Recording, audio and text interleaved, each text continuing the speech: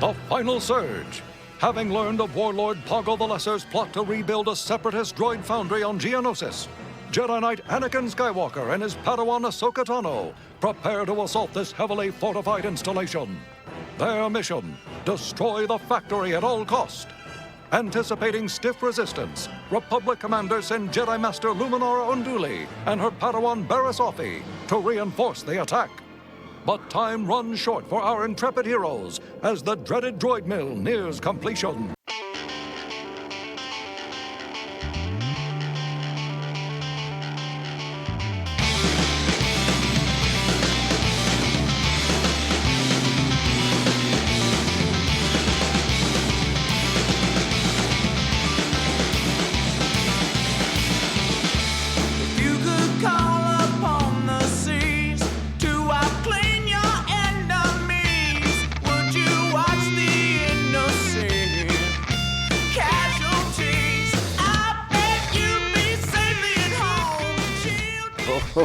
Ho! Welcome back, Bucketheads! Mevar Tigar? Welcome to the 59th Super Tank Busting episode of Mandovision. Nope, this is episode 60. Sorry, Nargai Tom. And thank you so much for checking out this small, independent Star Wars podcast. Remember, the best way to reach out to us is via social media at Mando_Vision on Twitter and Instagram. You can email the show, mandovisiontom@gmail.com. Please be sure to like, subscribe, and share the show with all the other Mandalorians in your covert. And if possible, are so inclined, and you want to help support the show, sweet 5-star reviews. They are the best way to help small independent shows like us stand out and not get lost in the crowded sea that is podcasting out there. And we thank anyone who takes the time to do that in advance.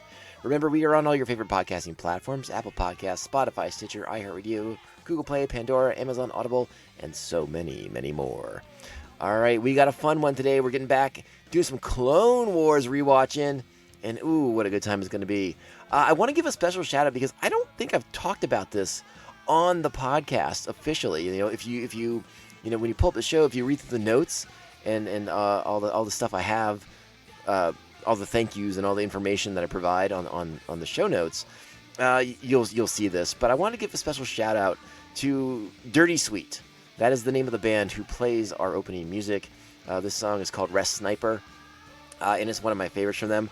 The drummer in the band is my friend Chris. I'm very one of my best friends. I love this man so dearly, and he is an outstanding drummer. And I just want to give a special shout out and a thank you to Chris and the members of Dirty Sweet for allowing me to use their music on not only the Mandovision podcast, but also on the Tomcast podcast. So big shout out to them. Great band. They haven't done a live show in a while because of the pandemic, but hopefully there'll be a show down the road now that things are getting a little bit safer to go back outside of the house. We'll see. Anyways, like I said, we got a big show today. We got another exciting episode of Star Wars: The Clone Wars. And, it's funny. I feel like I am doing a ton of Mandovision podcasts, but because we're splitting our focus between the Clone Wars and the Bad Batch, I'm not going through the season 2 of the Clone Wars as quickly as I thought I would, which I think is the nature of the beast. But I just kind of got used to being able to crush through the season when I was doing 2 a week for season 1 of the Clone Wars. But that's okay. That's just me in the weird way in which my brain works. But yeah, we're ready. We got a big one today. This is a fun episode. I can't wait to talk to you guys about it in more depth and more detail. So let's get into it. But before we do that, you got to do what you got to do. Strap on those buckets. Let's go. This bridge is our first waypoint. Focus your fire on the gun emplacements here and here, because it's only after we neutralize the guns that we can push for the factory. Yes, we can push for the factory. Now expect stiff resistance and don't forget to top off your energy cells and ration packs. Once we leave, there'll be no resupply. Anything else, Ahsoka? No, I think you've pretty much covered everything in my briefing. All right, here we are. We are to Season 2, Episode 6. This is Weapons Factory. Original air date November 13th, 2009. Our plot for the episode: Luminara and Anakin act as decoys to divert new enemy super tanks, while Padawans Barriss Offee and Ahsoka Tano attempt to destroy a separatist droid factory. That's our plot, by the way. in case I didn't say that clearly enough for everybody. This episode is directed by Giancarlo Volpe, with our writing team of Drew Z. Greenberg and Brian Larson. The cast for this episode, and what a cast it is, let me tell you that. Olivia Diabo as Luminara Unduli. Ashley Eckstein is Ahsoka Tano. Matt Lanter as Anakin Skywalker. Meredith Salinger is Barriss Offee. D. Bradley Baker, Clone Troopers and Captain Rex. Matthew Wood returns as the battle droids and Poggle the Lesser. Tom Kane, our narrator, and the tactical droid. So, I am a fan of this episode because I really like Luminara Unduli and Barriss Offee. If you know the show, you know that Barriss and Ahsoka will have they're on a path, and at a certain point, their paths go in divergent directions, and it leads to some really, really interesting stuff. But in this episode in particular, I like the comparing and contrasting qualities of Anakin and Ahsoka's relationship as Master and Padawan versus Luminara Unduli and Barriss Offee as Master and Padawan. They are very, very different from each other, the way that each conducts themselves around the other. Luminara is very much like the proper Jedi Master, and Barriss is very much like the proper, Jedi Padawan. And so it's a striking contrast when you hold them up against Anakin and his sort of shoot from the hip sort of teaching methods, and Ahsoka's sort of we don't want to use the word bratty necessarily, but her sort of I don't have a good word for you, but I mean she gives as good as she gets with Anakin, and that is, again, they bicker, they go back and forth. He calls her Snips for a reason. And they are real. It's an interesting dynamic. So it's fun to see that contrasted against another Master and Padawan relationship. And as we started with that opening sound clip there, Anakin and Ahsoka are in a bit of a their relationship's in a bit of a interesting point in it. And as our Jedi fortune cookie indicates, and like I said, our Jedi fortune cookie, no gift is more precious than trust. And that's where we're at with this episode. Anakin doesn't trust Ahsoka to give the briefing to the troops, to get them ready for the coming battle. So he feels the need to step over her, to step on her during the briefing. And we heard a bit of that. And now we'll hear a bit of, I want to go ahead and play sort of like the retort that she has when after the troops are dismissed, and they engage in a bit of an argument, and again, contrast this with the way that Barriss and Luminara conduct themselves. Master, my briefings might go better if you didn't interrupt me every time I tried to... I wasn't interrupting, I was trying to help you. Which I would appreciate if you didn't interrupt me to do it. I just think maybe you don't trust me to give the briefing. It's not about trust, it's about getting the job done right. So you don't trust me to get the job done right. I knew it. Snips, I never said... No, it's okay. I understand. I'm the Padawan, you're the Master. And there it is. And that's a pretty good way for Ahsoka to kind of summarize things. Again, we find ourselves at something of a rather critical moment in their relationship with each other as Master and Padawan. And I think that's really a fun part of this episode to explore. So we have seen Luminara in previous episodes. She's often featured as a hologram, but we have had a couple of encounters with her in previous episodes. Remember, she fought Ventress with Ahsoka in an episode back in Season 1. But this is our first time meeting her Padawan, Barriss Offee. I wanted to point out that they are both of the same species in the show. I believe, and I hope I'm pronouncing it correctly. This is one of those ones I don't think I've ever heard it said, so I may be saying it wrong, but I think it's Mirialan is the name of their species, and I think it's interesting that they are both of the same species in this as far as their Jedi and Padawan relationship goes. You don't see that too often. Often, it's the pairings are sort of a mismatch in a lot of ways, as one helps to compensate for the other. And like I said, if you've watched the Clone Wars already, Barriss has a different path she's going to go down at a certain point, and Luminara has I don't want to say it's a role to play necessarily, but there is episodes of Rebels in which she is a presence on, and those are things that we will get to down the road. And if you know what I'm talking about, you know what I'm talking about, and if you don't, we'll get there together, and it'll be a lot of fun to break it down when we get to it. But as I said before, I wanted to talk about them. I love the contrast between Luminara and Barriss and Anakin and Ahsoka. I think it's really, really fun. I wanted to mention we played the clips, but Anakin publicly showing no faith in Ahsoka.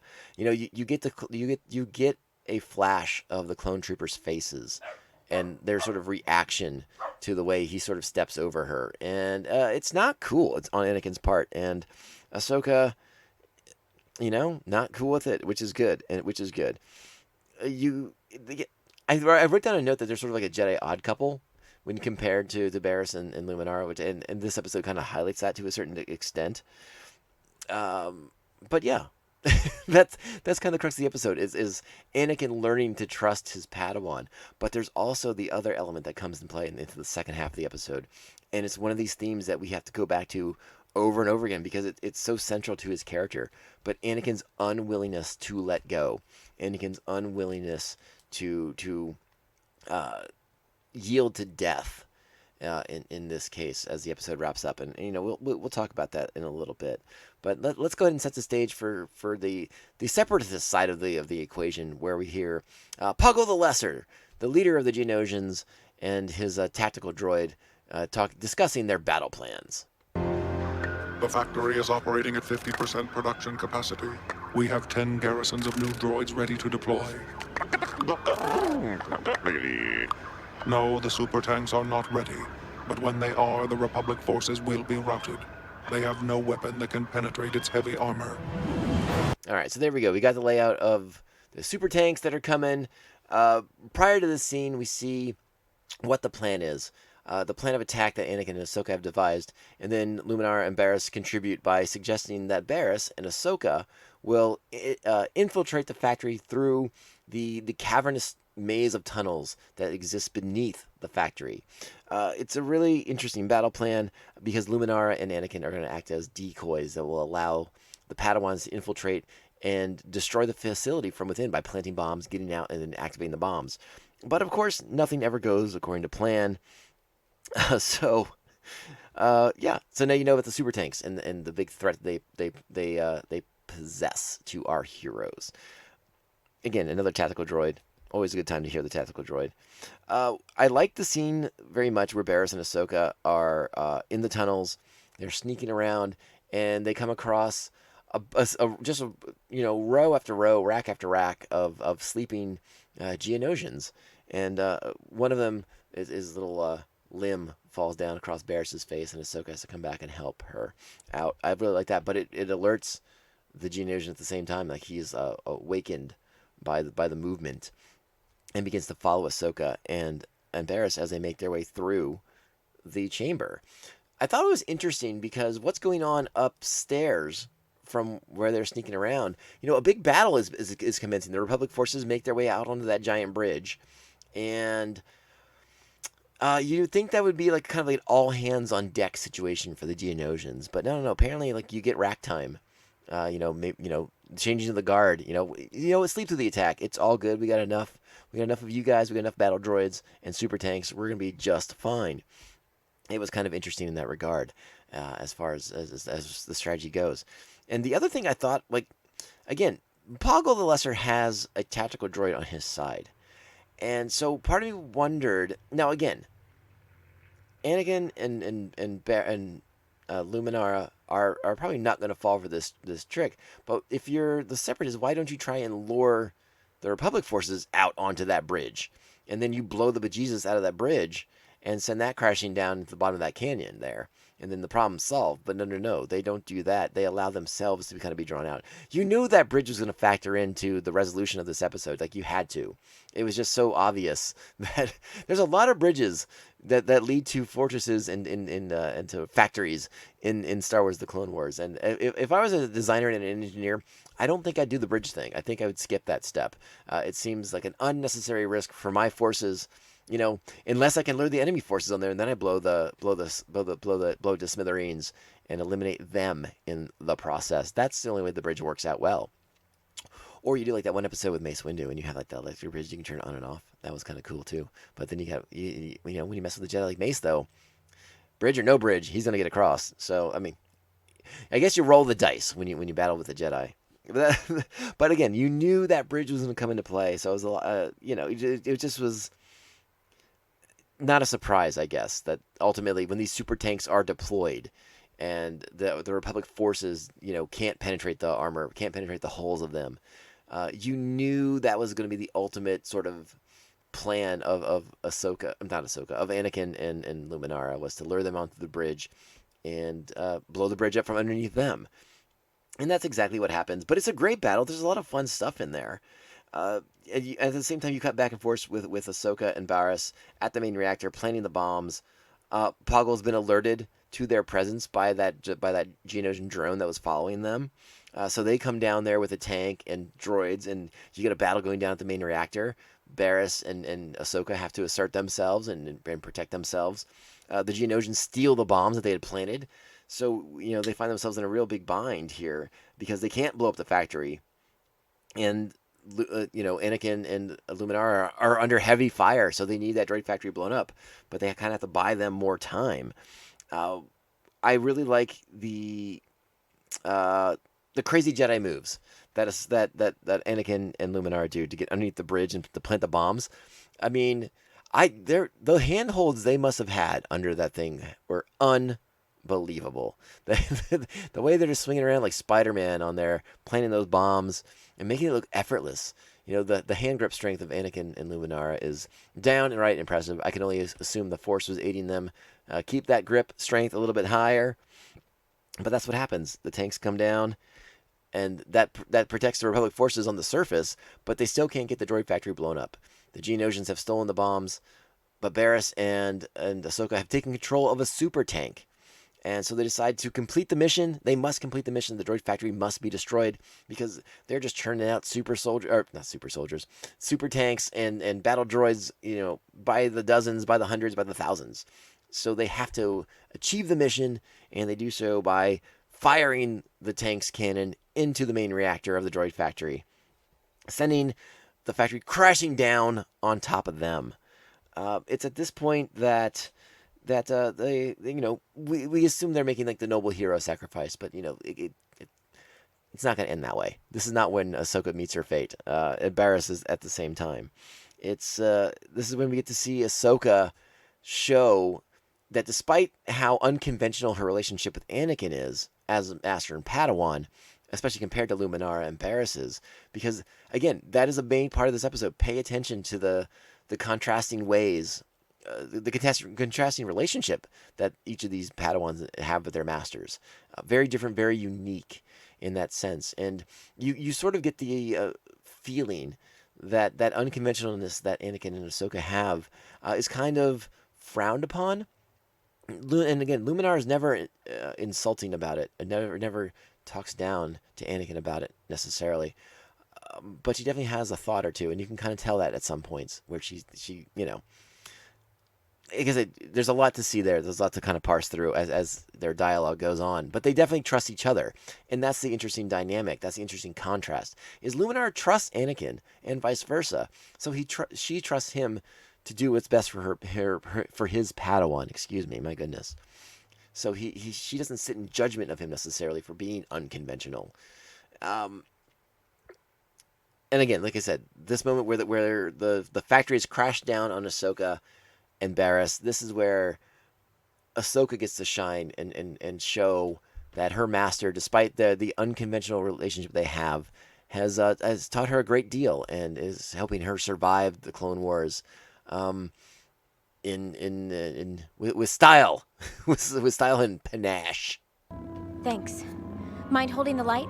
Whatever you're doing, I hope it works, because I'd sure rather have died fighting up there than starve to death down here. Don't worry.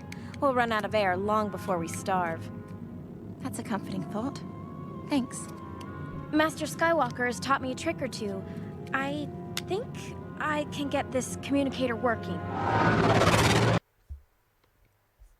All right, so it's at this point as well that Barriss and oh my goodness, Luminara and Anakin have called in like heavy lifters. They're searching through the debris, the wreckage, the rubble. They want to find their Padawans. Luminara she senses they're fading. That the lack of oxygen is going to be getting to them, and they need to kind of find a resolution here quickly. I want to play the next bit of dialogue here. Let me get that queued up for you right now. We cannot abandon our Padawans. You misjudge me. I too care for my apprentice. But if their time has come... I refuse to let Ahsoka die. She will find a way out. If my Padawan has perished, I will mourn her, but I will celebrate her as well through her memory. Well, I still plan on celebrating this victory with my Padawan. In person. What happens to... In person. That's a big claim there by Anakin Skywalker on that one. But again, an interesting contrast between the two, and it's going to play out in the next clip I'm going to play.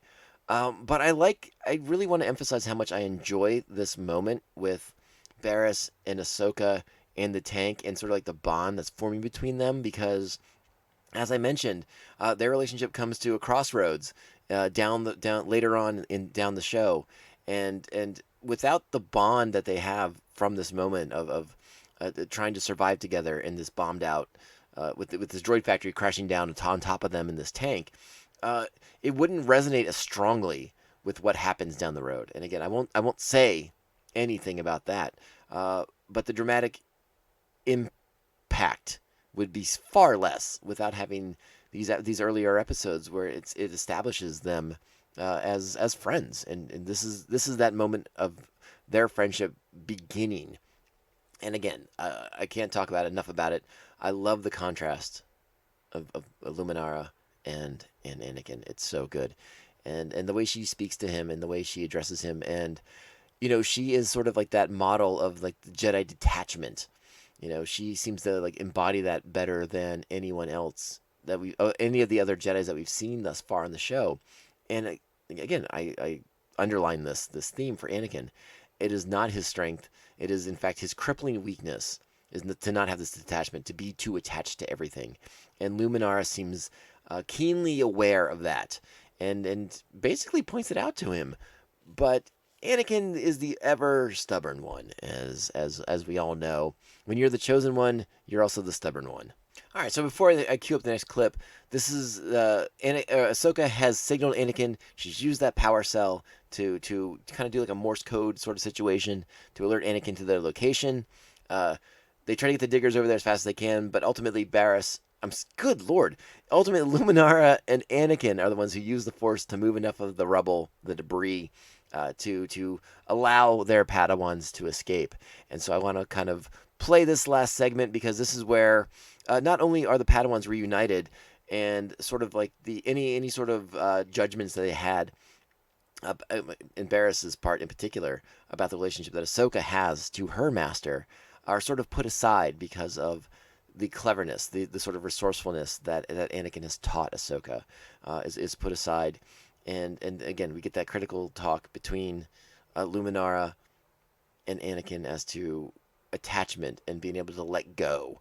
And again, Anakin's undoing is his inability to let go, and so we have to underscore that. We have to emphasize that, and this episode does just that. And I think it does it in a really nice way, and foreshadowing what we know is coming. This just underlines the things that we know, but I think it does it in a really, really nice way, and we're getting to explore it in a different fashion because Anakin has a Padawan, because he has Ahsoka, and they are developing a relationship. They are developing their bond and their connection to each other as people, but also through the Force as Master and Padawan. So let's go ahead and play this scene as Barriss and Ahsoka come out of the debris. I knew they were still alive. I told you we shouldn't give up on them. It's not that I gave up, Skywalker, but unlike you, when the time comes, I am prepared to let my student go. Can you say the same? He cannot. Just for the record, Anakin cannot let his student go, no matter what the situation is. Let's go ahead and close out the scene, though. I knew you'd come looking for me. I never doubted you for a second. Padawan, you did well. Thank you, Master. But if it weren't for Ahsoka, we'd still be down there. Indeed. Your master never lost faith in you. Booyah! And that is the episode. again, one I really, really like. This is a nice episode. I like that we start to explore Anakin and a little bit of his overconfidence and lack of trust in Ahsoka, having to be the one to lay out the battle plans. Because you remember, too, at this point, Anakin is a bit of the war hero at this point. Like, he tends to win. He wins far more battles than he loses. He is earning the reputation as a cunning warrior and a bit of an unorthodox strategist. Good Lord. Sorry about that. Oh boy. It's been a long day. I've done a couple podcasts already, so the vocabulary is beginning to fail me, and I apologize for that. But yeah, so you're seeing that, and so again, another aspect of Anakin that he can't let go is his unwillingness to lose battles too. I mean, we see it pervades this series. Anakin's unwillingness to let go. You know, there's something to be said for relentlessness, but then there's again the emotional detachment that a Jedi is required to have. And Anakin is extremely emotional. You would think that the Jedi would be more alert to that, more cued in on that, but perhaps because they've begun to buy into his the belief of Qui-Gon Jinn that he is the chosen one, that he's sort of granted more leeway when it comes to these situations. And again, that is speculation on my part. I still also think that the Jedi would be or Kenobi in particular should be a little bit more clued in, that he spends an awful lot of time with Padme. But again, you know, they're not quite as big brother at the Jedi temple as maybe they should have been with Anakin, and keeping an eye on him in his downtime. What do I know, though? It's all good. Hey, this ain't George Orwell. This ain't 1984. This is Star Wars. You know, we're not spying on other members of the Jedi Order. That's not how things roll. But I dig this episode. I think it's a good one. 8 stars, easy. Again, sort of exploring that relationship between Ahsoka and Anakin, building those bonds of trust between the two of them, and then also the sort of juxtaposition, the contrast that is their relationship versus the more traditional Jedi Master and Padawan relationship between Luminara Unduli and Barriss Offee. Really, really enjoy that stuff. It's a lot of fun to have that contrast and kind of underscore how unconventional Anakin is as a teacher, and Ahsoka is as a student, no less. I mean, it takes two to tango, so it's not like Ahsoka is like the super benevolent student like the way Barriss is. So I like that contrast. I like that so much. It just underscores sort of the uniqueness of their relationship, especially as the series kind of goes on, and we got 5 more seasons of this to underscore and to develop that relationship. It's going to be a lot of fun. Can't wait. I want to thank you all so much for listening. I hope you've enjoyed this look back on Season 2, Episode 6 of Star Wars The Clone Wars Weapons Factory. Again, that original air date was November 13th, 2009, which feels like a million years ago at this point, but what can you do? This is the Mandovision Podcast. My name is Tom. Thank you so much for listening and supporting the show. If you want to continue to support us, the best and easiest way to do so is make sure you download, subscribe, share the show with all the other Mandalorians in your covert, and if you can, 5-star reviews. They are the best way to support the show without spending a dime. And yeah, we love it so much. They help the small independent shows like us not get lost in the sea of podcasts that exists out there. So with that being said, again, my name is Tom. This is the Mandovision Podcast. Make sure you're following us on social media at Mando_Vision on Twitter and Instagram. You can email the show, mandovisiontom@gmail.com. Let's get out of here. It's Monday. You might be listening to this on Monday. We're dropping it on Monday. Maybe you're listening to it on a Monday. We're going to be back on Friday with the next episode of The Bad Batch. And we'll be back again on Mondays for It's basically Clone Wars Monday, Bad Batch Fridays at the Mandovision Podcast. I hope you're enjoying that format. I hope you're digging all the shows. And again, I thank you from the bottom of my heart for listening. I just love talking about Star Wars with all of you. So reach out, hit me up on all those channels I provided, and let's have a conversation. Let's have a good time. Thanks for listening. We'll be back very, very soon. And remember, this podcast can only end one way. And this is the way. This is the way. This is the way. This is the way. I would like to see the baby.